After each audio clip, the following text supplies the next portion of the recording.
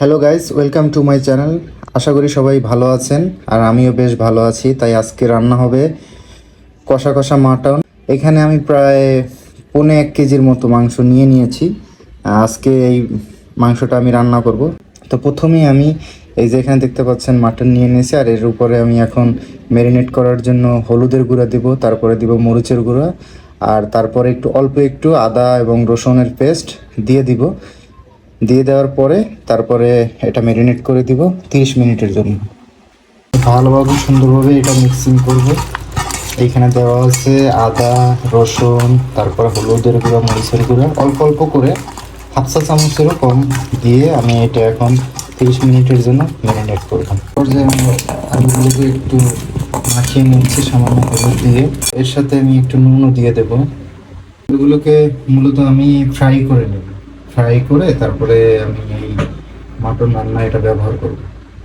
Mutton কষাটা রান্না করার জন্য যতগুলো উপকরণ লাগবে সবগুলোই আমি এখানে মোটামুটি নিয়ে নিছি। এইখানে দেখেন হলুদ গুঁড়ো আছে প্রায় 1.5 চা চামচ, আর মরিচের গুঁড়ো আছে 1 চা চামচ, আর এটা হচ্ছে গিয়ে রসুন। রসুন আমি নিয়েছি প্রায় 3 চা চামচের মতো। কিছুটা আমি ওই যে ম্যারিনেট করার সময় ইউজ করছি। তারপরে এইখানে আছে, এটা হচ্ছে আদা। আদা নিয়েছি আমি 3 চা চামচ। আর এটা হচ্ছে জিরা। জিরা আমি নিয়েছি 2 চা চামচ। তারপরে এইখানে আছে, দেখেন আমি প্রয়োজন মতো ওই যে 2টা দারচিনি, এলাচ আর লবঙ্গ আর তেজপাতা নিয়ে নিয়েছি। পেঁয়াজ বাটা নিয়ে নিয়েছি। ঝালের জন্য একটু কাঁচা স্বাদ আনার জন্য কাঁচামরিচ নিয়েছি। আর এইখানে নিয়েছি পেঁয়াজ। এইগুলো থেকেই, এই যে মশলাগুলো দেখতে পাচ্ছেন, এই মশলাগুলো থেকেই মূলত রান্না করা হবে মাটন কষা। তো এবারে প্রসেস শুরু করা যাক। যেহেতু আমি আলুটা ভাজবো তাই তেল আমি নিয়ে নিলাম। তেলটা গরম হয়ে এলে পরেই আমি আলুগুলোকে দিয়ে দেবো।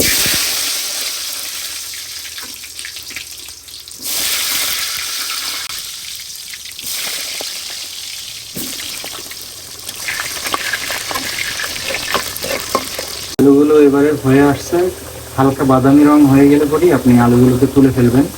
এই যে দেখেন আলুগুলো হালকা বাদামি হয়ে গেছে, আর এখন আমি তুলে ফেলবো এটাকে।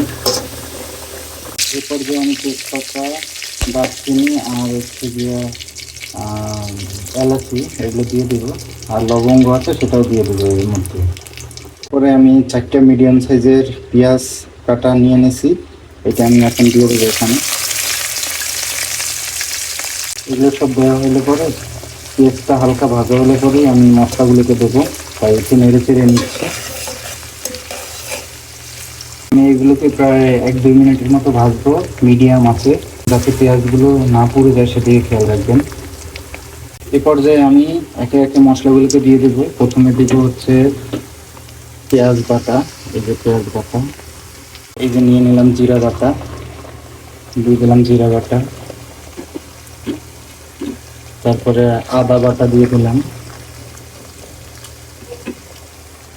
রসুন দিয়ে দিলাম। তারপরে হলুদ গুঁড়ো, মরিচ গুঁড়ো যেটা আছে সেটা আমি পুরোটা দিয়ে দেবো এখন। দিয়ে ভালোভাবে নেড়ে চেড়ে দেবো। এই মশলা কষানোর সময় আমি লবণটাও দিয়ে দেবো। লবণ আমি প্রথমে একটু অল্প ব্যবহার করব, তারপরে আমি আবার প্রয়োজন অনুযায়ী আবার ব্যবহার করবো। এই যে লবণ দিয়ে দিলাম। এবার সব মশলা দেওয়া শেষ। এবারে মশলা কষানোর পালা। খাসির মাংসের সবথেকে বেশি ইম্পর্টেন্ট যেটা হলো এই মশলা কষানো। মশলা ভালোভাবে কষাতে হবে। যদি মশলা ভালোভাবে কষান তাহলেই মাংস অনেক টেস্টি হবে। তাই মশলাটা একটু ভালো করে কষাবেন।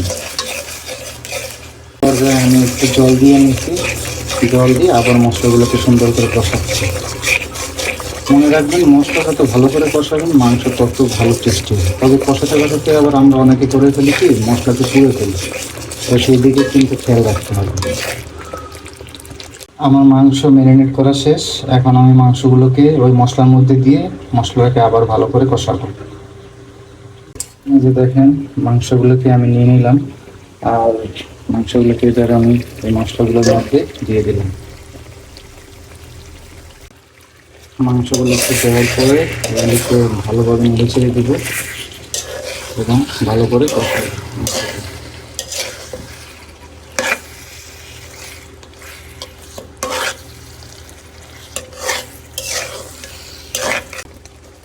মশলাগুলো মিক্স করা হয়ে গেলে পরে আমি এবার একটা ঢাকনা দিয়ে কিছুক্ষণ সময়ের জন্য আমি একটু ঢেকে দিব, যাতে মাংসের ভিতরের তেলটা যেন বেরিয়ে আসে আর তেলটা যেন উপরের দিকে চলে আসে, সেই পর্যন্ত আমি একটু ওয়েট করব। এই যে আমি ঢাকনা দিয়ে দিলাম। প্রায় 15 মিনিটের মতো আমি এই মাংসটাকে কষালাম।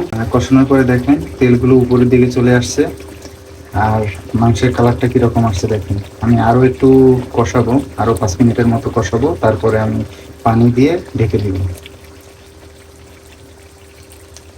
আমার এই মাংসে পানি দেওয়ার পরে আমি এখন দেখতে পাচ্ছেন যে ফুটে উঠছে। তা ফুটে ওঠার পরে আমি ভেজে রাখা যে আলুটা আছে, এই আলুটা আমি এখন এই মাংসের ভিতরে দিয়ে দেবো। তারপরে সিদ্ধ হওয়া পর্যন্ত আমি অপেক্ষা করব। এই যে আলুগুলোকে আমি দিয়ে দিছি, ভেজে রাখা যে আলুগুলো ছিল সেই আলুগুলো দিয়ে দিছি এর মধ্যে। এই দেখেন আলুগুলো এখন সিদ্ধ হওয়া পর্যন্ত আমি অপেক্ষা করব।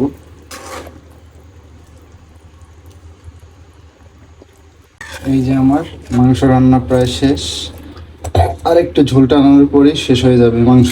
না, এভাবেই আপনারা বাড়িতে মাটন কষা তৈরি করে ফেলতে পারেন।